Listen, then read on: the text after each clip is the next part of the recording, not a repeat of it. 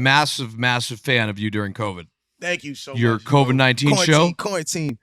Did you know what that was like? Because did just one day you pressed live, you went fucking nuts, and then because it was a thing. Yeah, I really, honestly, just did it out of nowhere. It wasn't really supposed to really be some fucking wild shit. I really was trying to call this nigga named Mid Jordan.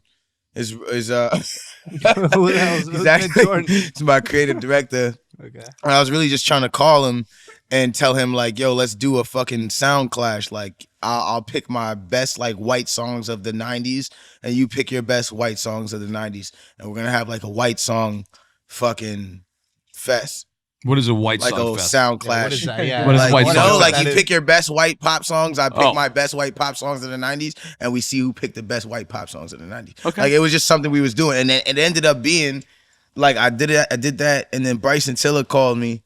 And then Bryson was like, all right, let's go R&B. And then we did R&B and then a bunch of people just started calling. It was like this weird thing and it just started turning into this. And you did it every night, right? Nah, we did it every other day. Yeah, like every other day. Sometimes we wait like 3 days. And then like, there was really only like 15 episodes of it. If you really actually think of it, it really wasn't as long. You as set record numbers, right? Yeah, we was at like, I think 350 something K. That's because it got wild on there. There was like chicks dancing. It was like fucking nuts. Chicks dancing, pouring milk on themselves. And it was all live. How did it get that wild? It was, like, what the fuck? I don't know. I think quarantine was just, did fucking that like with people's blow up brain. your like Insta like followers even a lot? Yeah, a lot. Like what bro. did that like, do to like your social media presence even? I basically, when I had got, right when the pandemic started, I was at 5 million followers.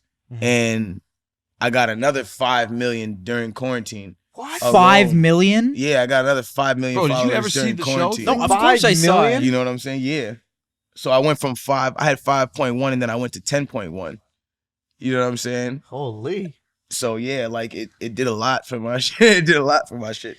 And a whole bunch of new like fans and people who just didn't know me for having like all this like character and being charismatic and shit like that. Do you think that's like almost just important nowadays? I don't want to say just important. Obviously the music's important, but like I feel like that's one thing that like some artists you either have or you don't have, like when it's knowing how to market yourself.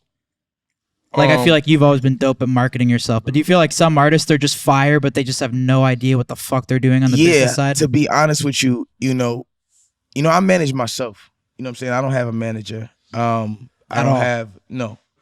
have people that I work with. I have a team of people that I've hired for different things, and we are all together like the umbrella. But I don't have a manager. I do everything by myself, and so the one thing that I've realized that's always taken me further and always kept me relevant was the way I market myself, was always being in front of people's faces, always knowing the next thing to do, and being able to be versatile in that space of marketing. A lot of people, they have the talent, they have the look, they have the skill, they got everything, but they just not marketing themselves right. Like it doesn't matter what I sell or what I'm marketing. Like I could sell or market salt to a slug. You know what I'm saying? Like I could sell anything to anybody because I know how to market. You know what I'm saying?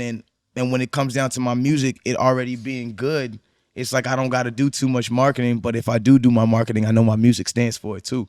You know what I'm saying? I think that's one thing they got to think about, because it's like it's all about social media now. So like you could have the most fire music and like unless you get recognized by a label, which is probably tough, right? Like you got to figure out a way to like make people see your shit, right? Like you got to get creative. Bro, like you got to remember it's a lot of people doing what you're doing or what the next guy is doing, and so you got to kind of just be like, fuck what everybody else is doing. I want to do some innovative shit and try shit that like no one's done before. And if it works, it's going to really work because no one does it. You know what I'm saying? So